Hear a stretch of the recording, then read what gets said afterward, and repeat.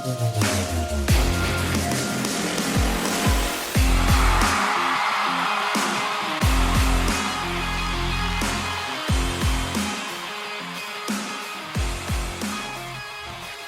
for anything. What a disgrace that was right there from the Indianapolis Colts. And it is hard to put into words. I mean, I'm almost at a loss. I'm almost at a loss of words, which is a shame because the episode just started. Listen, the defense of the Indianapolis Colts, you have got to be kidding me. The Colts won the penalty battle. They had 3 penalties for 21 yards. The Giants had 7 penalties for 94 yards. The Colts won the time of possession by a large margin.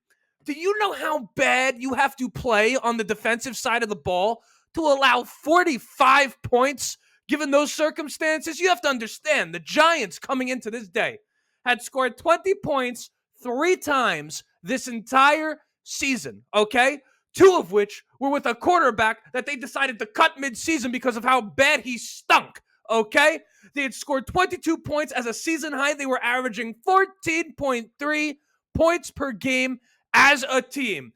Meanwhile, here come the Indianapolis Colts ready to defy all odds and allow 28 points within one half of action, essentially. It was 21 points, and then they allowed them to return the kickoff. So the Giants had a season-long or a season-high in points by essentially the first second of the third quarter.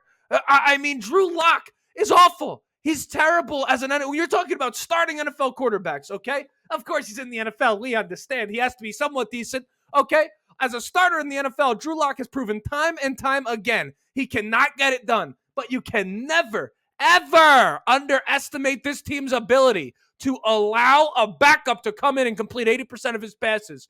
This guy went 7 of 8 in the first half with over 150 yards, 3 touchdowns. 3 different receivers caught a touchdown in that first half for the Giants. That would be the first time that's ever happened in New York Giants history. It's hard to even comprehend. It's hard to put into words. And then you see this team allowing 28 points, this defense, allowing 28 points to the Giants like that, and ended up allowing 45, and they'll get a tackle for loss. And you see guys dancing and celebrating like they did something, and then the next play they completely sell.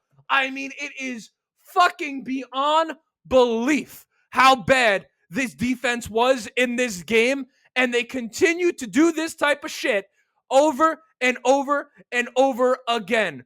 All you had to do against the Giants was not allow them to score 45. It was not all that difficult to win this football game, but it seems season after season, the Colts find a new way to disappoint this fan base. The culture in this on the defensive side of the ball. We could get to the offensive side of the ball if we want, because even in 33 points, it's grim on that side of the ball too, and we'll get into things. But what the hell is going on with this defense and the players that you have in place coming into this game? All I did was talk about Kenny Moore, and I was talking about this corner room and all the question marks. And I said, hey, not for anything, the one guy absolved is Kenny Moore. He was horrific in this game. Zaire Franklin, and I love Zaire Franklin, or I'm starting to get a little annoyed with Zaire Franklin. That guy does not stop talking. Meanwhile, this defense continues to underachieve. What are you supposed to do as a fan of this team? If there was any chance at all that Gus Bradley was going to keep his job, this game right here cemented it. 45 points to the New York Giants. Are you kidding me? You can't have that. You can't have that at all. Drew Lock out here looking like the second coming of Peyton Manning. It is really something hard to comprehend. And I don't know what you can possibly do, but it just feels like the culture of this team, and I feel like it starts on the defensive side of the football but trickles all the way around, is one that is perhaps beyond repair with the current guys that we have. Like, it's one thing you could look and say, okay, you could get mad at Shane Steichen all day and say he's got to have these guys come out ready to play, but at the same time, you have a locker room of players who have continued to come up short time and time again, a defensive unit that continues to come up short time and time again and is consistently amongst the bottom of the league as a unit, and we continue to reward these guys for that. You do wonder, the long-standing locker room, is the culture, is it too much for Shane Steichen to overcome? Like, I mean that honestly. I don't mean to absolve him because, of course, he holds some level of blame in all of this. But it's almost like I'm trying to come up with an analogy on the spot. Do you get what I'm saying, though? It's like something is wrong here. It precedes Shane Steichen's reign, and it's on the defensive side of the football now. Of course, he kept Gus Bradley and all of that stuff because he said he believes in continuity.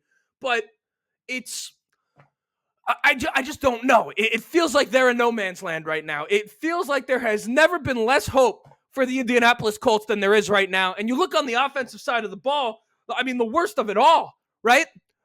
Can we finally sit here and say, hey, we might have a quarterback problem here in Indianapolis? For all the Anthony Richardson people, myself included, right? You go back to the preseason. Look at how I was talking about Anthony Richardson. Look how I was defending Anthony Richardson. You look at that game. And we had conversations about this receiver room disappointing. Well, okay, Joe Flacco, 26 of 38, 330 yards, 2 touchdowns, fine, 2 picks. But I'll tell you what, if Anthony Richardson had that stat line, would be worshiping him like the second coming of the great Colts quarterbacks. Alec Pierce over 100 yards. Michael Pittman Jr. all of a sudden showed up and played, okay? And we're going to sit here and say, if Anthony Richardson was in that game, things would have gone differently? Hell, I think things would have gone worse if Anthony Richardson was in that game. That's the worst part of it all, is that you look at the Colts and you say, okay, not for anything, you have a problem with the culture. Clearly, if for no other side of the ball than the defensive side of the football, I mean, it is hard. You look at that right now, you gotta, listen, I'm just tired of watching it. I should have brought in some water. But the defense of the team, the defense, name one guy right now that you're happy with. DeForest Buckner? DeForest Buckner, is he the only guy? I mean, you look and you say, Kenny Moore, Zaire Franklin, you all let us down. You can't tackle. Julian Blackmon, give me a break. Give me a break, Julian Blackmon. Are you out of your mind? You've missed tackle after tackle after tackle in this game. You have the nerve a couple weeks ago to say you're going to put tape out there. Not for anything, bro. Good riddance, okay? And I can't help but, listen, Chris Ballard was the guy who put this defense together. I can't let him off the hook, obviously. We are rewarding mediocrity in this organization, and it shows in games like this, and it shows season after season after season. And this game just so happens to be the most exaggerated, exuberant version of that. And I don't know. I mean, we have to have a lot of conversations this week. And for those of you saying, well, they had a chance at the playoffs coming in, the playoff conversation, get the fuck out of here, okay? The second we lost to the Broncos, that had to stop. We had to move on. I don't care if there was statistically a chance. Get the hell out of here with that nonsense.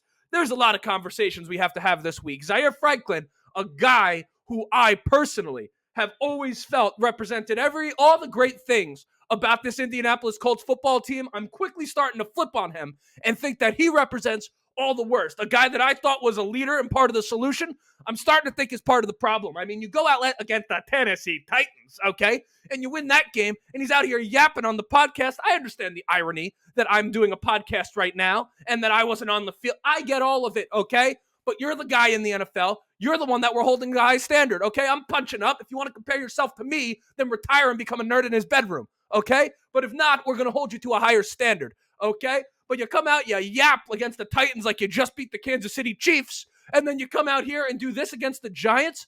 It's a constant cycle of underachieve, be the underdog, overachieve, then underachieve, be the underdog, overachieve. It's like they know no other way. And I just don't know how you can possibly, as a head coach, overcome that when, quite frankly, the team has been the same exact guys doing the same exact thing. Listen, it's one thing to say, well, Dan Campbell would do it differently. Dan Campbell's one of the best coaches of the past 10 years in this league, okay? And turned around, I mean, it's an improbable story. He's an anomaly, not an example that you look at and say, this is how this works, okay?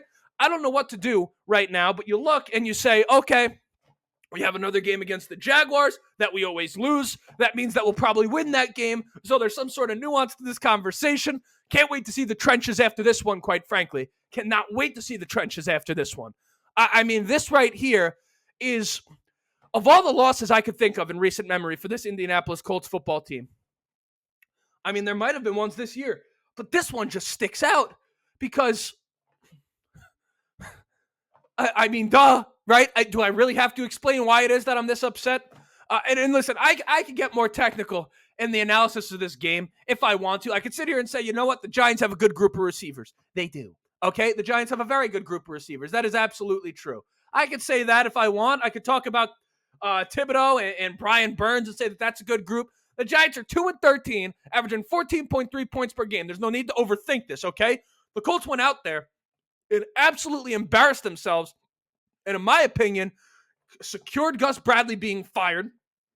It's quite frankly hard to imagine a world where, listen, I don't know, right? Because Chris Ballard, I don't know. I might have to wait till after I'm like this emotional to have this conversation, but there is no doubt about it. Whatever is changing in Indianapolis, whether it's this year or next year, it's a when, not if type of situation. I mean, this right here, 0-8 at home, the New York Giants. Now 1-8, thanks to our Indianapolis Colts. What else is new?